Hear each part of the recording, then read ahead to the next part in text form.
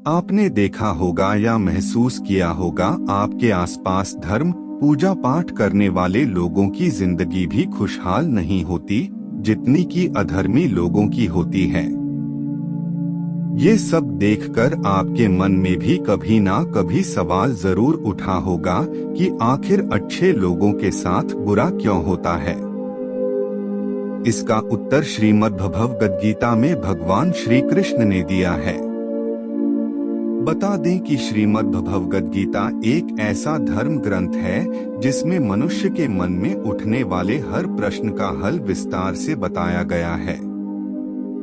श्रीमद् भगवद गीता में वर्णित कथा के अनुसार अर्जुन के मन में जब भी कोई दुविधा उत्पन्न होती थी तो वो उसके समाधान के लिए श्री कृष्ण के पास पहुंच जाते थे। ऐसे ही एक दिन अर्जुन भगवान श्री कृष्ण के पास आए और उनसे बोले, हे वासुदेव, मुझे दुविधा ने घेर रखा है और इसका समाधान आप ही बता सकते हैं।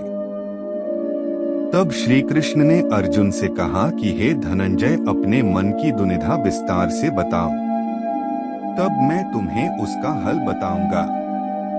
अच्छे लोगों के साथ क्यों होता है बुरा? अर्जुन बोले, हे नारायण, मुझे ये बताइए कि अच्छे लोगों के साथ बुरा क्यों होता है। अर्जुन की बात सुनकर श्री कृष्ण बोले, हे पार्थ, मनुष्य जैसा देखता है या महसूस करता है वैसा कुछ नहीं होता, बल्कि अज्ञानता में वो सच्चाई को नहीं समझ पाता। श्री कृष्ण की बातें सुनकर अर्जुन हैरान हो गए और बोले, हे नारायण, आप क्या कहना चाहते हैं? मेरी समझ में नहीं आया। श्री कृष्ण बोले कि मैं तुम्हें एक कथा सुनाता हूँ जिससे जानने के बाद तुम समझ जाओगे कि हर एक इंसान को उसके कर्म के अनुसार ही फल मिलता है। अर्थात जो बुरा कर्म करता है उसे बुरा फल मिलता है और जो अच्छा कर्म करता है उसे अच्छा फल मिलता है, क्योंकि अच्छा और बुरा कर्म तो मनुष्य पर निर्भर करता है। श्री कृष्ण ने अर्जुन को उदाहरण से समझाया। वो बोले कि एक नगर में दो पुरुष रहा करते थे। उसमें एक व्यापारी था जो धर्म को बहुत महत्व देता था। वो पूजा पाठ और भगवान में बहुत विश्वास करता था। वहीं दूसरा पुरुष पहले वाले से बिल्कुल विपरीत था। वो मंदिर तो जाता था लेकिन पूजा पाठ के उद्देश्य से नहीं, बल्कि मंदिर के बाहर जूते चप्पल चुराने के लिए। इसी तरह समय बीतता गया। उस नगर में जोर की बारिश हो रही थी। उस दिन मंदिर में पंडित के अलावा कोई नहीं था। ये बात जब दूसरे पुरुष को पता चली तो उसके मन में ख्याल आया, ये सही मौका है मंदिर के धन को चुराने का। वो मंदिर पहुंच गया और मंदिर में रखा सारा धन चुरा लिया। उसी समय धर्म कर्म में विश्वास रखने वाला व्यापारी भी मंदिर पहुंचा और भगवान के दर्शन किए। लेकिन मंदिर का पुजारी उस भले व्यक्ति को चोर समझ बैठा और शोर मचाने लगा। इतने में मंदिर में भीड़ जुट गई और लोग उस व्यापारी को चोर समझ बैठे।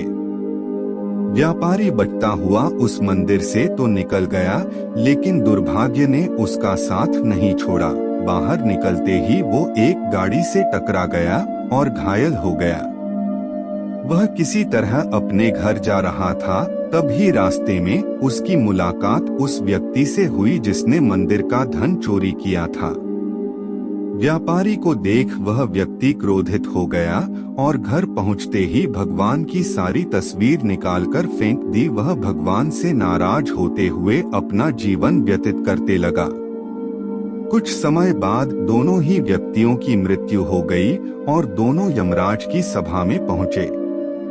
उस व्यक्ति ने अपने बगल में खड़ा देख यमराज से पूछ लिया कि मैं सिर्फ अच्छे कर्म करता था, लेकिन इसके बावजूद पूरा जीवन मुझे अपमान ही मिला।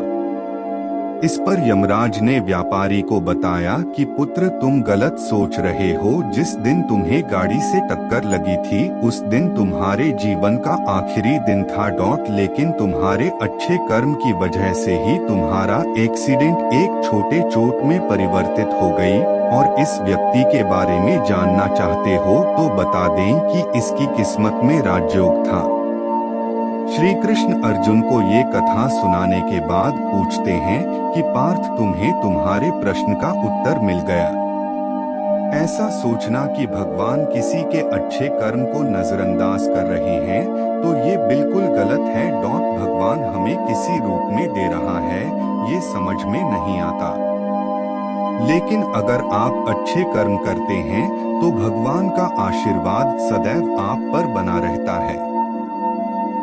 इस कहानी से ये मालूम पड़ता है कि हमें कभी भी अपने कर्मों को नहीं बदलना चाहिए, क्योंकि आपके कर्मों का फल आपको इसी जीवन में मिलता है, बस उसका पता नहीं चलता।